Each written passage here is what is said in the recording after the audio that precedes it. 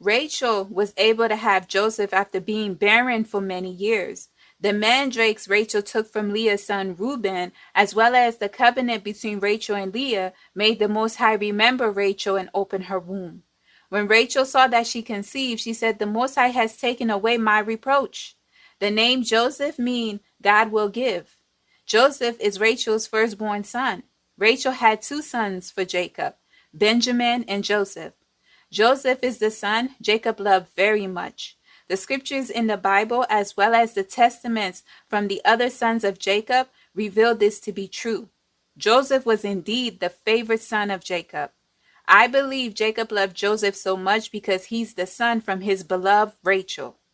Jacob loved Rachel very much. The scriptures in the Bible said Jacob loved Joseph because he was the son born to him at an old age.